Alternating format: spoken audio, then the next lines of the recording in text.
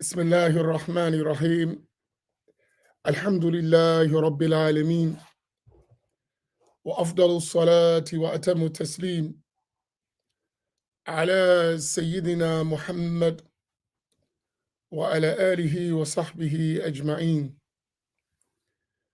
اللهم علمنا ما ينفعنا وانفعنا بما علمتنا وزدنا علما.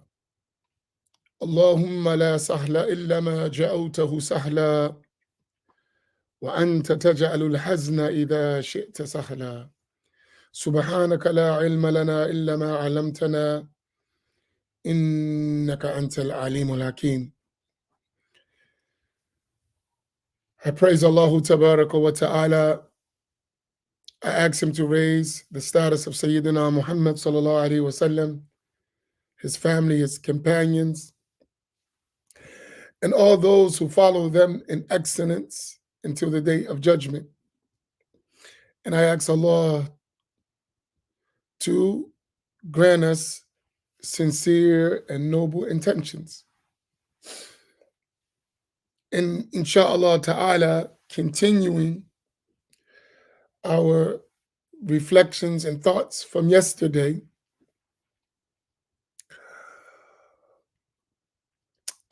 I wanted to move to another aspect of setting a foundation for us to understand the correct belief in Allah Tabaraka wa Ta'ala. And these things, we've talked about them before, but I think we need to have a more intense review of the foundational principle. Then, when that is established, build on that with examples. And I think the more examples we have, the clearer the issue will become. It's like the theory, then the actual practice of it, even though these are all issues of belief which are contained in the heart. But if we articulate them in our tongue, think about them in our mind, I think it will become clear. So where did we leave off yesterday? Let me see if we were all together. Where did we leave off yesterday? What was the last few points that we made yesterday? I'll give you a minute to put what you think they are. Where did we leave off yesterday? The last few points. I have my glasses right here. Assalamu alaikum, Big Oo. How you feeling? Let us, before we go, make Al-Fatiha for the soul of our brother Abdullah. He passed in Philadelphia. I don't know if it was yesterday or the day before yesterday. Today is his janazah. He's an elder brother who was in university with us. Big O, you remember Abdullah, older Abdullah from Philly? He passed, rahimahullah. So let us recite Al-Fatiha for him. Al-Fatiha.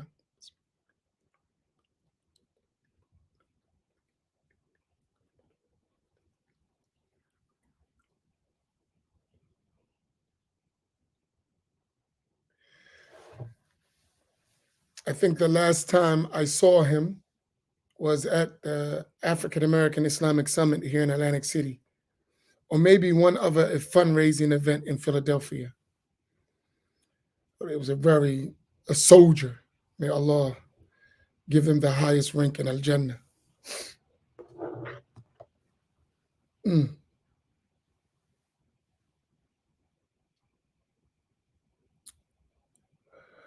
So I'm looking for, I didn't see.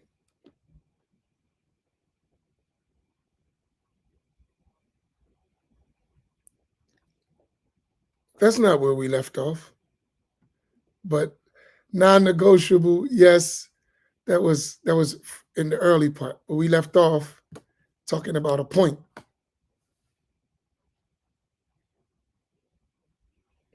There you go. But we left off at one point. So that was the end part where we talked about when we know an issue is non-negotiable, that it is necessarily known to be of the religion, that it is mutawatir, that which is agreed upon consensus. And then we close with one creedal issue. What was the issue we closed out with? It was a creedal issue that we wanted to make sure everyone understood.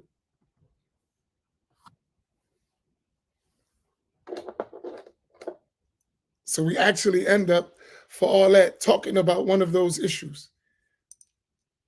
It was a creedal issue. Which one was it? About the belief in Allah. That's where we stopped.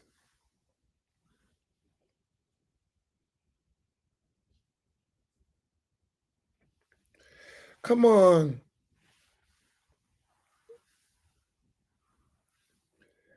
It should be easy.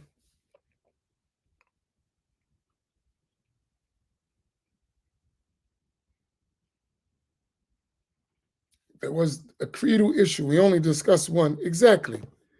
That Allah exists without a place. Right? Remember? We said we make sure everyone understood that point. Right? And we talked about figurative interpretations. They are not definitive as the intent of Allah subhanahu wa ta'ala through his revelation. Good. So can we all put that up? Allah exists without a place. Allahu mawjudun bila makan. And let's build off of that point. Because remember, the brother asked about al-istiwa.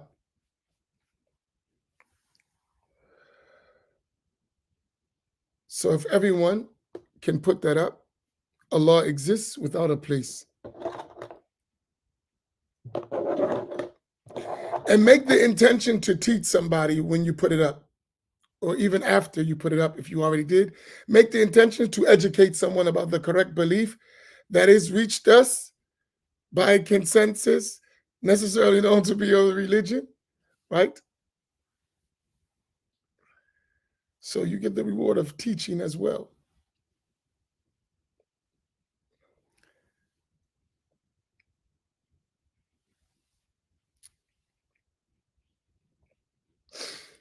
So since this is the belief of Ahl Sunnati wal Jama'ah, one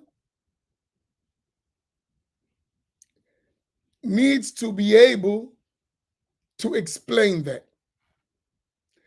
First, you have to have that belief. But then someone may ask, how did we get there? Right? How do I know that's the correct belief in Islam? Especially when you have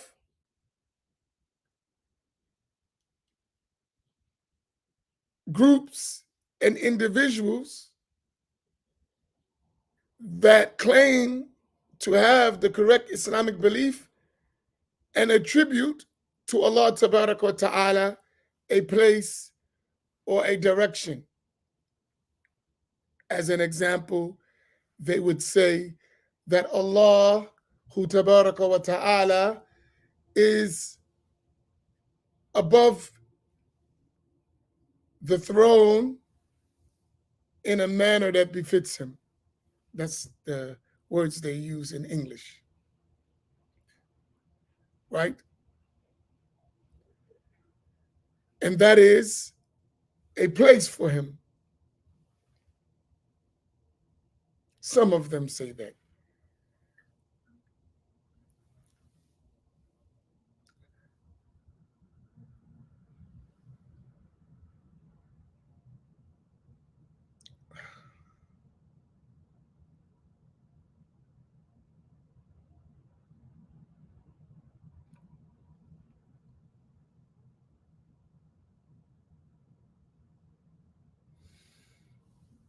Allahu Akbar. Some of us have to mature. What do I mean by that? You have to be able to have a real conversation. It's very difficult to teach an immature person because you can't tell them the truth. You have to weave all around the truth to try to get to the truth. It's very difficult. You can't make it plain with them. They can't take it. Are all of us mature here? And I'm not being sarcastic. I'm being honest. Can we handle the truth? Because I want to be explicit to teach you so it's clear, but I'm trying not to offend you at the same time. But sometimes some people need to be offended just to get the point.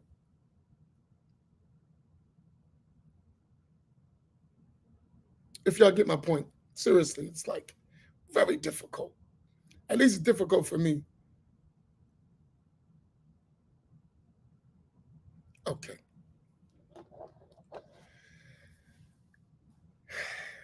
Let me start with a hadith. Maybe it'll comfort some of us a little bit. Then I can move on. There is a narration from the Prophet sallallahu alaihi wasallam in which he said that the Jews, they separated into 71 sects. And the Christians, they separated into 72 sects. And my nation, the nation of Muhammad sallallahu alaihi wasallam, would separate into 73 sects. All of them would be in the hellfire except one. And then the companions, radiyallahu ta'ala anhum, they asked the Prophet sallallahu alaihi wasallam, who are they, O Messenger of Allah? And in one narration, he said, Al-Jama'ah. They are the majority, the main body, the group. In another narration, he said, Ma ana alayhi wa ashabi. What I am and my companions are upon. From this hadith, we know that there's going to be many different ideologies being spread in the name of Islam. And most of them are going to be wrong. And one of them is correct. I'm going to walk us through this, inshallah ta'ala. So the reality is, everybody can't be right.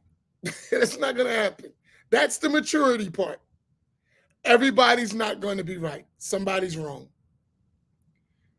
Do we all understand that part? Everybody's not right. It's not going to happen. The Prophet sallallahu alaihi wasallam mentioned it explicitly. Everybody's not right. Somebody wrong. Right? I think we need to mature to that level to accept.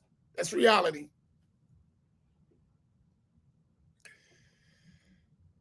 Our job is to learn which is right. What path is right? That's our job. We are morally responsible for that job.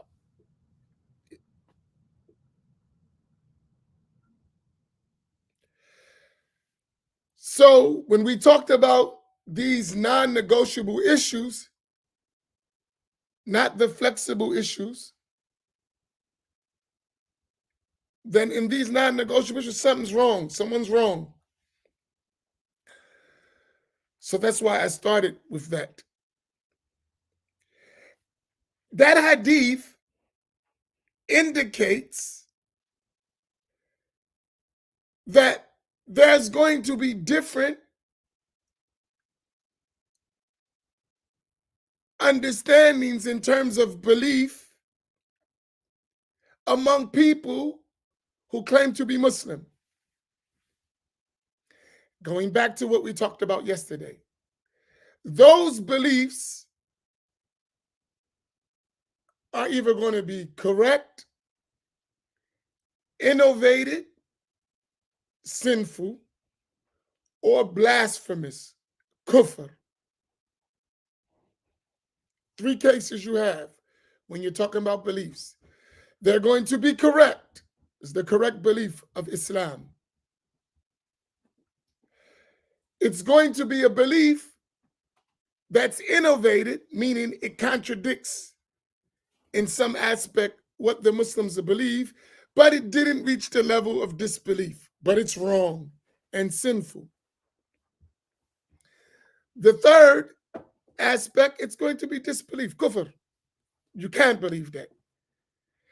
The latter two, both are not permissible, but one is more severe than the other. Is this point pretty much clear for everyone?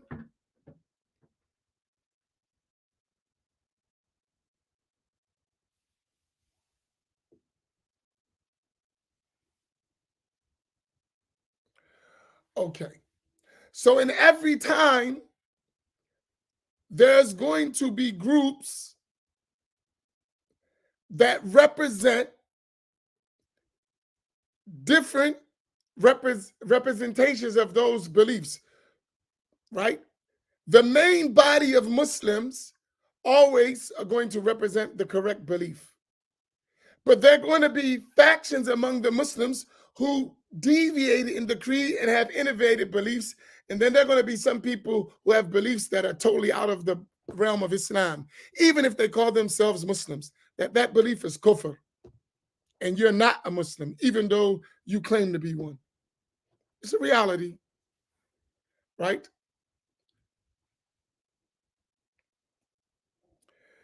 So in the early days of the Sahaba and right after them, the early days, you had groups like Al-Qadariyah, those who denied that things are decreed or destined by Allah Tabaraka wa Ta'ala. That was a group. And in that time, the people of truth among the companions and the major seniors of the followers of the companions, they dealt with these issues. You had Al-Khawarij during the time of Sayyidina Ali radiallahu ta'ala anhu.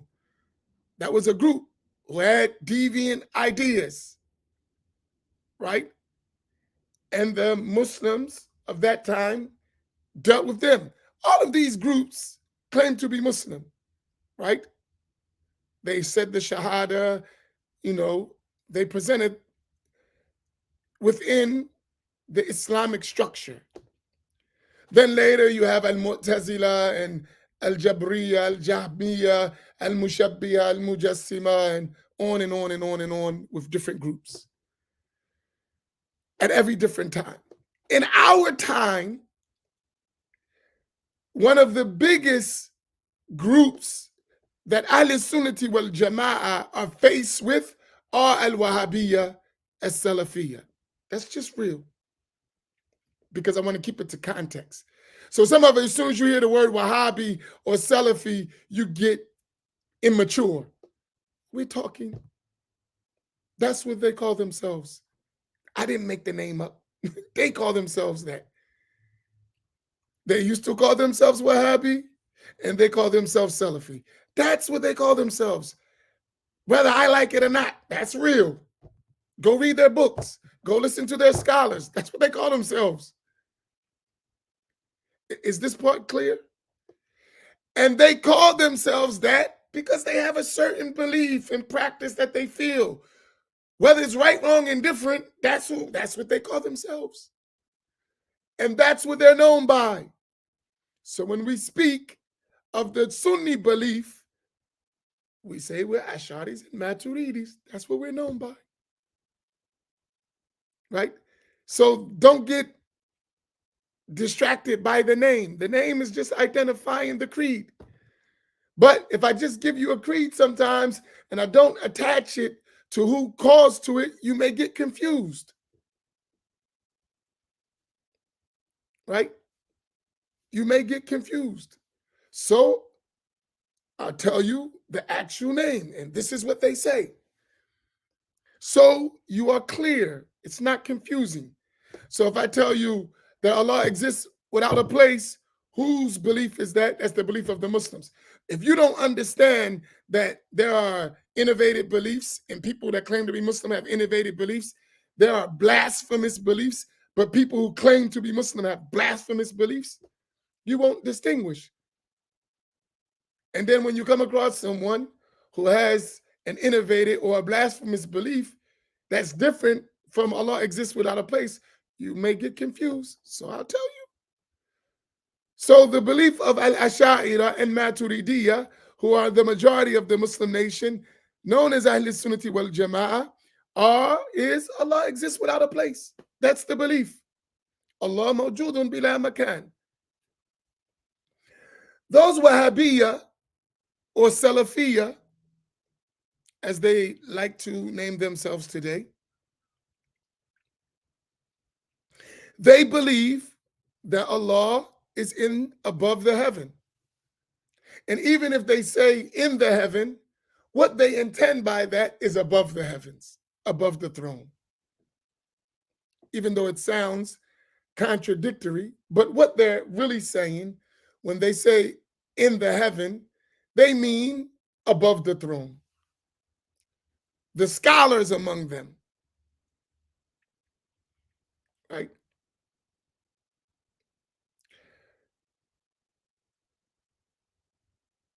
That belief is wrong. It's different from Ahl Sunnati wal Jama'ah. Here's the problem. They call themselves Ahl Sunnati wal Jama'ah. Do y'all realize that?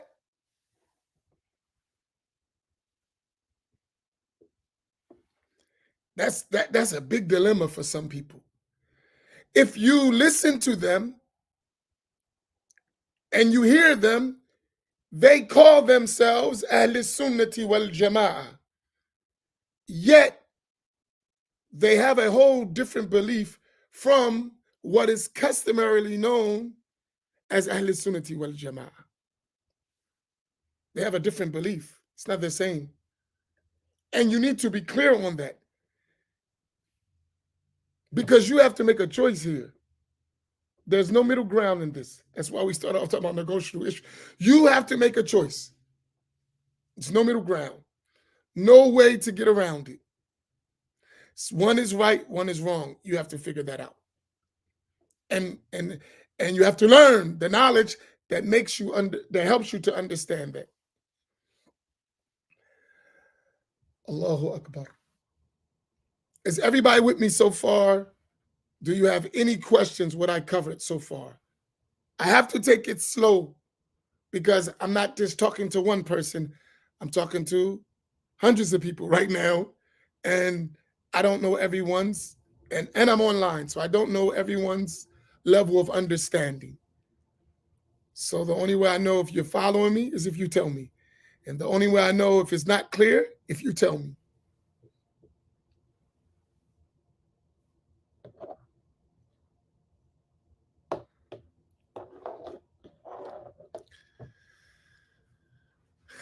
Now,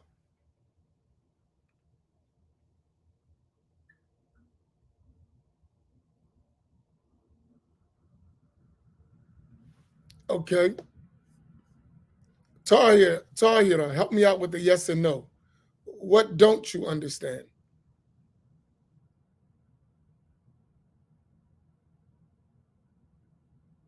Do me a favor though, y'all, right? I know it's tempting to go left, but don't, right? Because we're really trying to help ourselves. So don't go left. When we say Wahhabi or Salafi, I'm not trying to mock nobody. I'm just identifying an idea. That's it. But don't try your best to avoid the temptation of going somewhere that we're not going. We're not trying to make fun of no one. We're trying to clarify an extremely important issue, right? So, like, I know it's tempting, but don't do it, inshallah.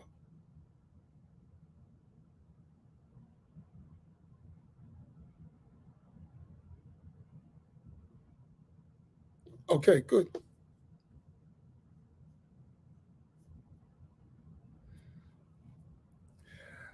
And let me tell you why I say that. I know many people who struggle with this. In fact, they may learn, but they grew up Salafi. Most of us don't know Wahhabi unless we studied something. So they grew up Salafi. Their friends are Salafi. Their masjid is Salafi. Their family is Salafi. Their mother and father were Salafi. So all this stuff new to them. And if you cracking jokes and making fun, they're not even listening to the point, because now their emotional attachment to their loved ones, their friends, has been offended. So we have to consider that. We still have to tell the truth, but it ain't sometimes what you say is how you say it, right? Sometimes. So consider those people, right? And they may bring their families to listen, right? Or their friends to listen. And if we're too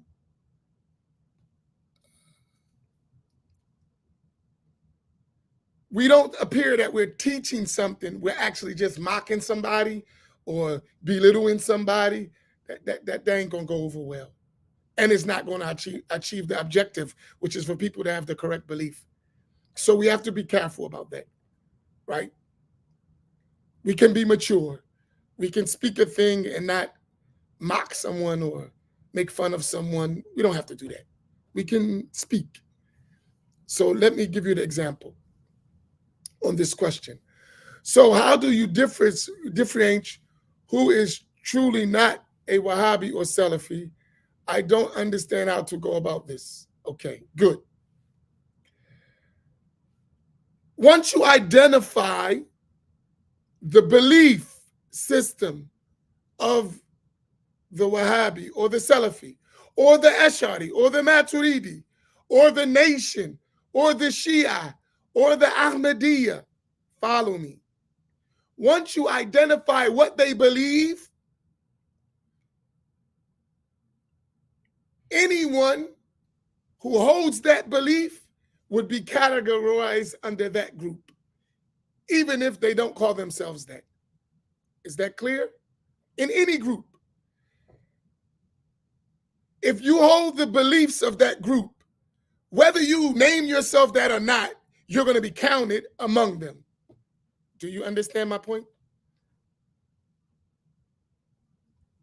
So even if I never said I'm Shafi'i, for instance, if all the rules of prayer I do according to the Shafi'i school, everything that invalidates the prayers according to the Shafi'i school, all the conditions according to the Shafi'i school, all the books I read are written by Shafi'i scholars, I'm a Shafi'i, even if I never said I'm Shafi'i. Do you follow that? Even if I never say I'm Ash'ari, but all the books I study are Ash'ari, my belief is consistent with everything the Ash'ari say. Those that I negate what the Ash'aris negate. I'm an Ash'ari. I don't have to say Ash'ari, I'm Ash'ari. That's why you notice on the round table, when we said Ahl Sunnah are the Ash'aris and the Maturidis, and whoever has their belief. Even if they don't say they're Ash'ari or Maturidis, they have the same belief. They are counted among them. You follow? So if someone has that belief that Allah exists above his throne in a literal, and it's literal, in reality, all those terms they use, and they follow their scholars, Bin Baz, Al-Albani, Fawzan, Ibn Uthaymeen, Muhammad ibn Abdul Wahab, Ibn Taymiyyah, his students, Ibn al-Qayyum, This is Wahhabi. Salafi. Call yourself whatever you want. If that's your reference, that's the belief system, same stuff. Is that clear? Now, let me go one step. In our country, by default, because we failed miserably in doing a da'wah, by default, especially in the vast Muslim community, by default, a person is exposed to Wahhabi beliefs. By default. Call it Salafi, call it, you understand what I'm saying. By default. If you talk to someone and they didn't learn, by default, they're going to have Wahhabi beliefs. By default. Likewise, if you went to countries where scholarship was dominant, even if the person's ignorant, by default, they're going to have an Ash'ari creed or a Maturidi creed because of the environment. Even if they don't understand the details, their foundation is going to be that. And that's why in those countries, a lot of times they don't emphasize belief because everyone has the same belief. In the school, that's what's taught. The curriculum in the grade school, that's what's taught, right?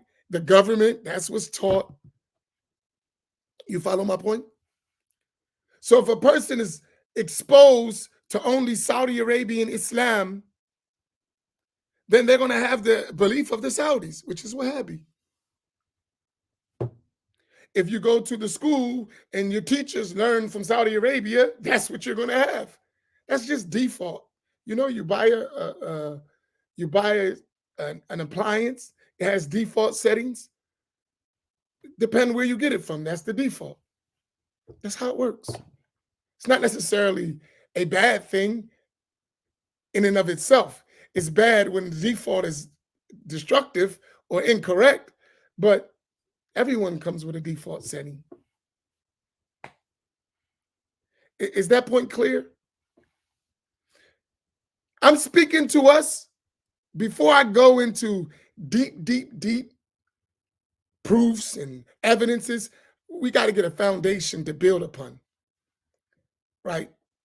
I could easily dive in and give you verses of Quran and Hadith and statement of scholars and books, and you don't understand the foundation.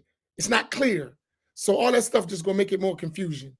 So we gotta go step by step. So be patient if you want to be Sheikh al-Islam overnight. It's gonna take a minute. I'm trying to get the very least of us in an understanding to bring us all up to a scale of understanding so we can have a real talk. So you won't be sitting, when we have a real talk, you won't be saying, I'm confused. Nah, I understand very well, right?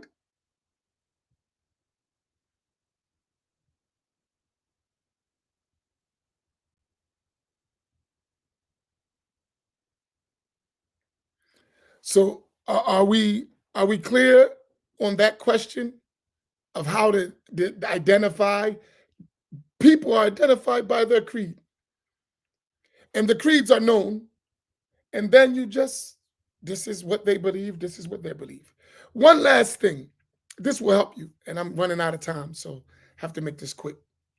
Maybe I'll finish tomorrow. Because this is very important.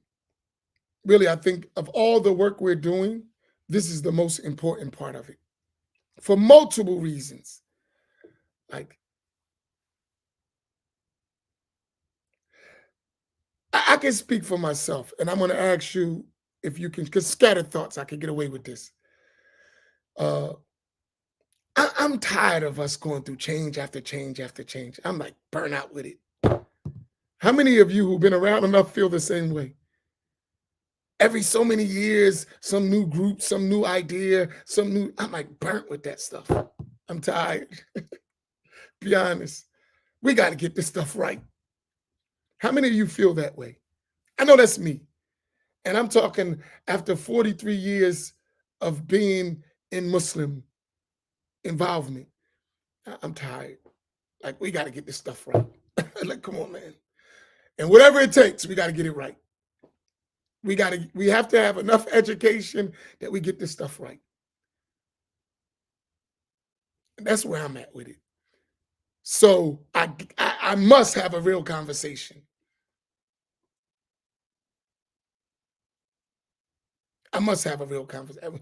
Listen, man, you just got to be emotional. I ain't doing that. We're going to have a real talk.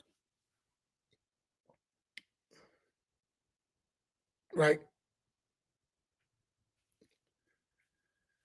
And I ain't doing the cop-out stuff. All right, it don't matter. No, it do matter. I'm trying to go to Jannah. It matters. So I ain't going to cop out.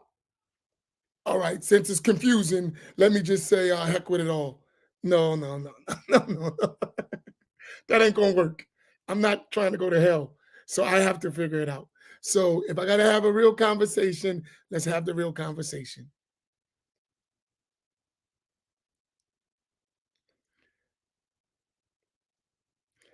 So we're having a real conversation. Okay. Now, let me give one point. This is going to make this a little bit more challenging, right? You're going to have to learn things. I'm talking about us, common people. Because of the situation, we're going to have to learn scholars in each group. We have to. We have to learn about who we're getting this stuff from. Very important.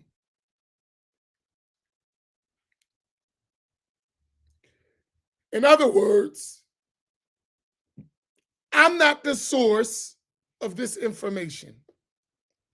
Neither is the Salafi guy or Wahhabi imam in the masjid or the student of knowledge. He's not the source. Do y'all understand that? So when you see on the round table, Sheikh Yahya, Imam Fahim, Imam Naim, our brother Muawiyah, I say Imam Muawiyah because I believe in elevating our younger people because that's what he's doing, Imam Muawiyah, right? We're not the source. We ain't make it up. We got it from somewhere, right? Likewise, those other people, student of knowledge, graduates from Medina, they didn't make it up. They got it from somewhere. And even though it's distinctly different, you have to understand where it comes from, the references, so that you don't get that confused with someone talking who actually doesn't know what they're talking about. Like a bad parrot or something. You know, they're repeating, but messing it all up. So you have to have reference to the scholarship. Is this point clear?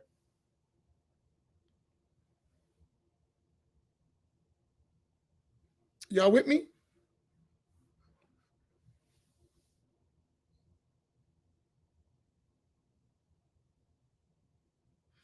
So for instance, I was talking to one person about this issue. He's a friend of mine, like very close, right? But he follows this Salafi ideology. And me and him, we're like friends. We came up together. We used to run in the streets together. And I always called him, I always joking with him, man, come with the Wahhabi stuff, right? But because we tight. Like we very like family. Actually, literally, families are connected, right? So I asked him, I said, listen, because we friends, like we close, like we close, real close. I said, all right, you got all these different Salafi groups, bro, right? Sheikhs and groups. And I said, now who's who? I mean, I already knew the answer, but I wanted to where he's at with it. He's like, man.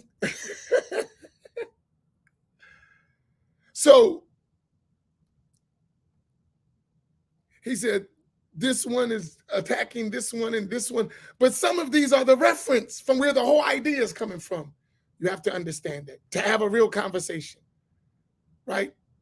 So it's not about who I like, who you like. Okay, what's the source of all this stuff? We're going to talk about that. It's very important because what Shaitan will have us do, have us fighting a fight that we shouldn't be fighting.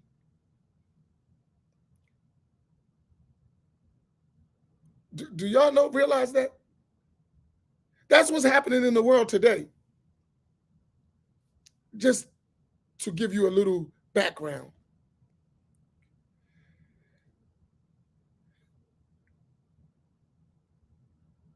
The British, just a side view so you can get the point, they got their hands in all the confusion, but they not even mentioned, and they not the ones losing their blood and dying in the streets. But they the ones started the whole nonsense for their political aims. And everybody else is killing each other for the trouble they started, manipulating. And they walk away clean. That's the same thing happening in our communities. Somebody imports their ideas in our community. Some of us get close to those people. We're pushing their ideas and fighting each other with something we didn't even start. We're like, oh, bro. We didn't even start this stuff. You done took it on like it's your issue. You didn't make this up. You got that from him. And I got that from him. And before that, we had a ground to talk. Now that he told you that and he told me that, me and you can't even talk no more. Come on, bro. Stop. So we have to identify that hidden hand. That's the elephant in the room. Oh, wait a minute. We got this stuff from you. Did anyone ever check you? I put a post up the other day. I'm branching and I'm getting ready to go off. So the scholars, we got to know them. We're going to talk about that. So because I'm going to actually show you the books. So it's not Imam Amin said something or someone said something. Nah, here's what he said in his book. Here's the person whom he's following. Here's the person who I'm following. This is what they said in the books. We need that so we can deal with the issue as the issue, not what we added on to the issue.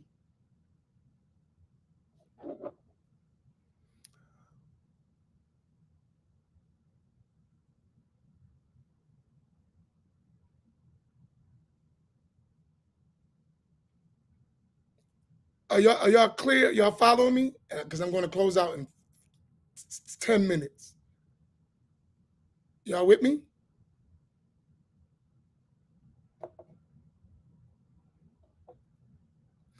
Let me know you with me. So I'll give you an example.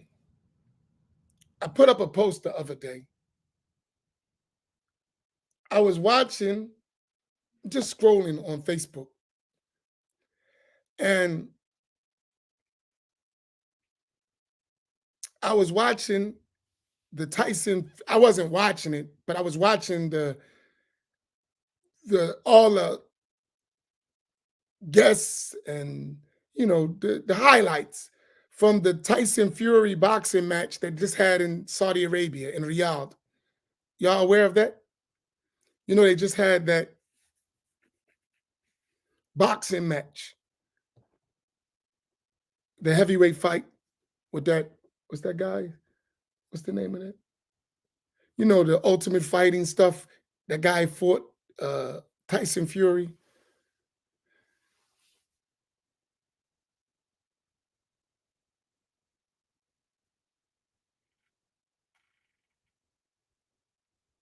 Right? So Eminem, that's his name. The rapper guy, the white guy, Eminem. Why do it sound like I'm not saying his name right? Yeah, Eminem.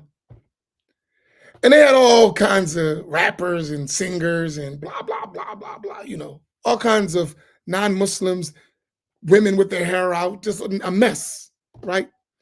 And I said to myself, this is Saudi Arabia, because I've been researching, preparing for these classes coming up, right? I said to myself, this came to my mind. I said, I wonder what Muhammad ibn Abdul Wahhab would have to say about this.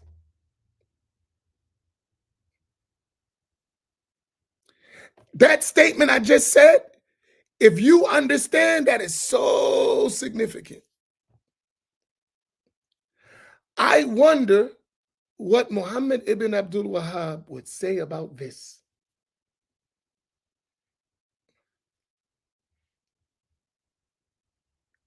Now, keep in mind,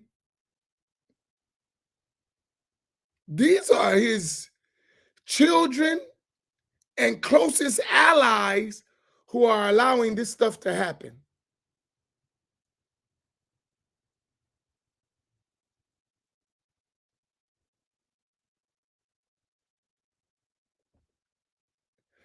This is a serious thought came to my mind. The ones who are allowing this to take place, who run the country, are his grandchildren and the grandchildren of his allies, his closest people. His descendants are allowing this to happen after his work, his da'wah. And if you understand his da'wah,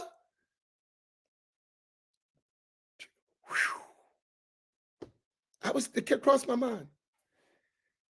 And what crossed my mind is that his da'wah came over there in our communities and wrecked us. And our culture that we developed, that was stolen by white folks, is now in the place being dominated, that's sent over to destroy our communities with their da'wah. That's some deep stuff when you think about it. I want you to really, really process that. We home fighting, we're having this conversation right now because of that da'wah. Right now. Our communities, our families been indoctrinated with that da'wah. We, from where we come from, started a culture. The white man took that culture, went over there, shook hands with the people of the da'wah, and brought that culture with white folks over there. That's some deep stuff. And they're making millions, billions of dollars off of our culture that we made and got us fighting with their da'wah that they made. Black folks, man. That's some deep stuff when you think about it. But you got to know history to understand what's happening here. That's some deep stuff.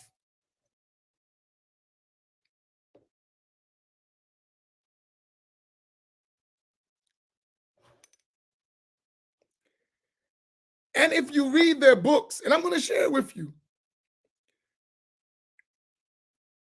they was executing people. Muhammad ibn Abdul Wahhab and his grandchildren and their allies, they were slaughtering people, Muslims, people who say La ilaha illallah, Muhammad Rasulullah, who pray, who fast. They was calling them idol worshippers and grave worshippers and executing, taking their property, right? And these same people got open kuffar, open sins, open transgressions right in the capital of where their government is. That's some deep stuff. That's some deep stuff when you think about it.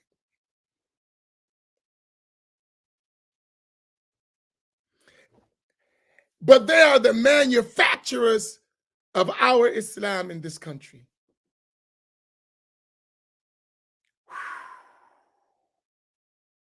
That's deep.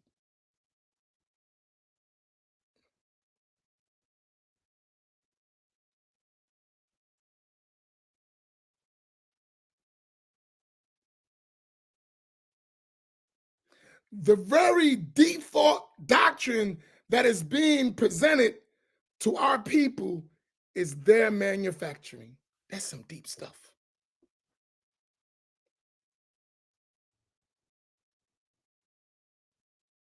When you think about it,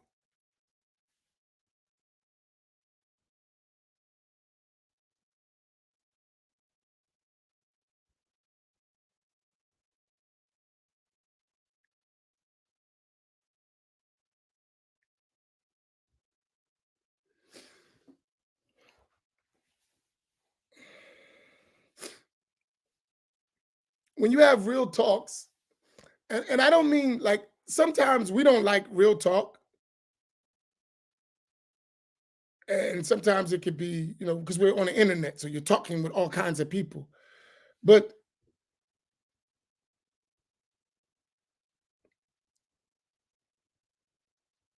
it's true that white people with power have done some devastating stuff to the earth. That's true. That's a fact. You can't, you know,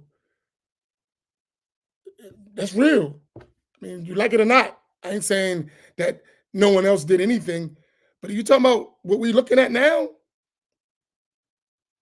That was white people with power and economic and political agendas. That's true.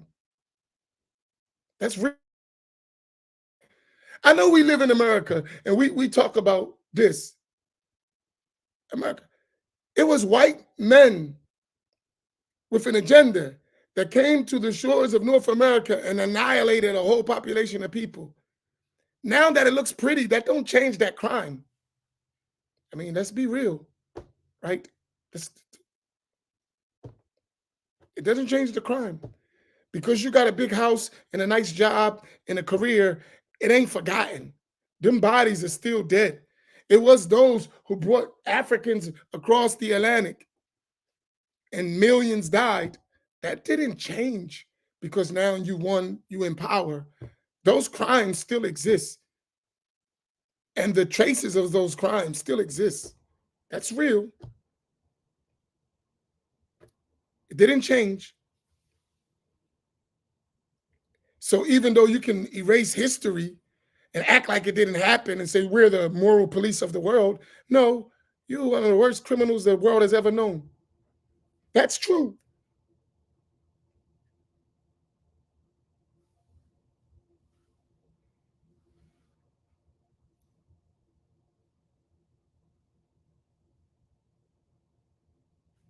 I mean, so that's just real. Now, what we can do about it may be another story, but it's true. All right. So we're going back to but all this stuff that I'm talking about plays a role in even our belief systems. It does. Because there's an agenda behind the false doctrines. It's not just a false doctrine. It's designed to do something. And unfortunately, we always at the bottom of the pile when it comes to this stuff. All of the garbage dumped right on our heads. And every now and then, Allah sends us someone to wake us up. Alhamdulillah. And he chooses who's going to do that and in which aspect he's going to do that. But every now and then, listen, sometimes if we just have a real conversation, things become clear. Let's just talk, right? I ain't trying to impress you. You ain't trying to impress me. Let's just have a real conversation. What I don't know, I'm going to say I don't know. What you don't know, you're going to say you don't know.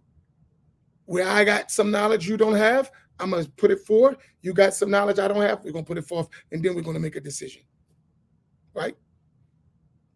I ain't trying to one-up you. We just kicking it, right? Have a real conversation. And if you have a real conversation, you're going to discover a lot of stuff, right? That's my issue with Yasser Qadhi. I don't have a personal issue with him. But everybody who talks to him among the Sunnis, let him get away with murder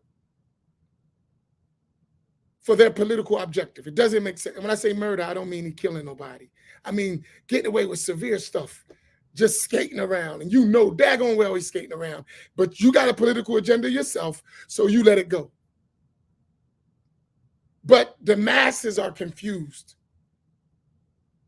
Like, just come clean, right? Just come clean. And when you come clean, we got a real discussion. Got to put you down. You come in clean anyway in your own pace. But at the meanwhile, people are confused. Don't leave them confused. Don't leave them guessing. Speak straight up.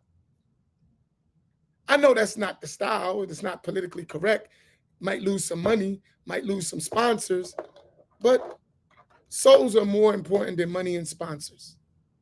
Souls are more important than money and sponsors. And it's okay. We've all been hoodwinked at one time. It's cool. It works. It's life. As long as you keep learning, right?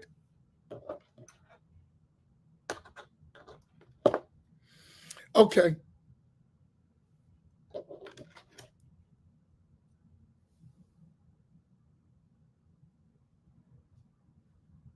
Right.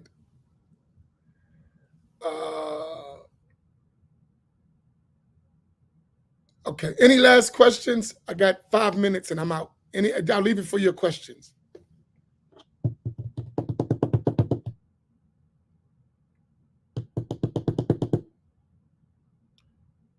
Because I have more to go, but I'm just...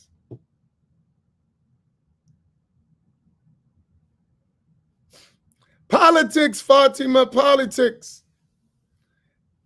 This is a bread issue. This is a money issue. It's big money in this stuff.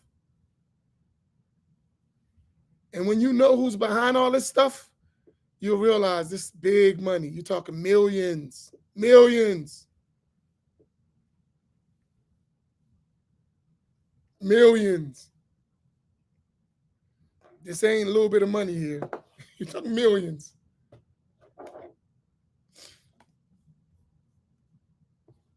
I know you can say astaghfirullah, that doesn't change reality. It's millions of dollars. Big money. And certain people bring big money. You just go to the event and enjoy yourself. You don't realize what it takes to put that event together, what the objectives that people want to do. And I'm telling you, because we don't support Sunnis, Sunnis don't support Sunnis, unfortunately. So Sunnis who's trying to get somewhere will bring Wahhabiyya, who can bring people and bring money. Hey, start supporting your Sunni institutions. Stop letting them have to beg for $500. Maybe you see something different. You'll see some people who stand up. But as long as you don't support, then you're putting them in the position for Shaitan to work them.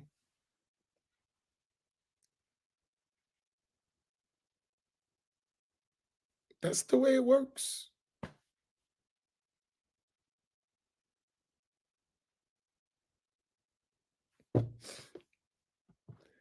If you've been praying someone who has a vow belief that is kufr, you have to make those prayers up if you know that. But if you don't know that, then you don't make them up. But if you know this belief is kufr for sure, and you were praying behind that person, you have to make those prayers up. So long as you know he had that belief. But if it's don't go searching all that deep. If it's not obvious, he may be just a person of innovation, and the prayer is valid behind a person of innovation.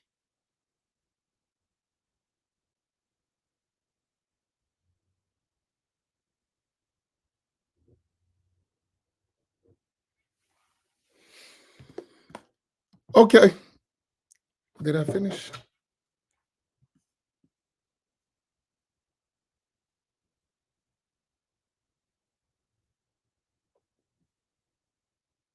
Okay, I'm done. Inshallah, tomorrow we have to, maybe I'll take, maybe we'll start back Monday. And I'll take Friday, Saturday, and Sunday, inshallah, to finish, at least come to a conclusion for you so we can move back to our regular classes.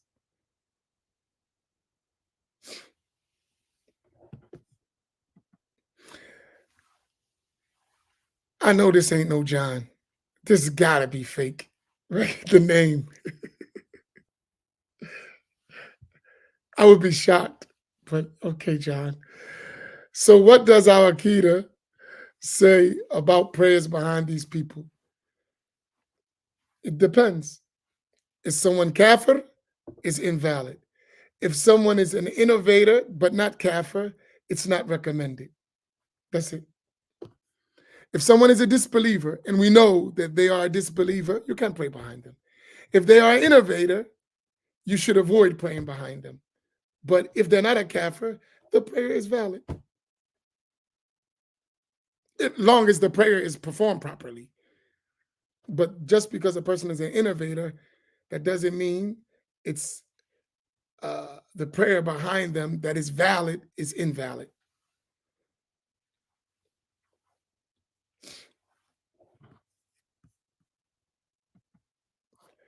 So if I pray behind a known Salafi, is it valid? If that Salafi doesn't have a kufr belief, yes, it's valid. If they have a belief that is kufr, no, it's not valid. Do you understand? The names don't mean anything. What does the person believe? And you don't ask the person. Outwardly, that person is a Muslim. Unless something else appears, you're supposed to treat them as a Muslim. You don't go ask, do you believe this? You don't do that. Outwardly, the person's a Muslim. Did they say kufr? No. All right. It's a prayer. Is the prayer valid according to the rules of the religion? Yes. Okay. Class. That's it. We don't go search the hearts of people. That's not our belief as Muslims. If you don't know, the default is the person's a Muslim. Everything's apparent. They're a Muslim. That's it. Khalas.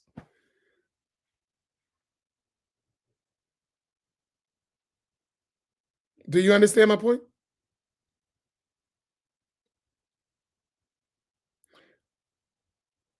So you don't go searching people's beliefs.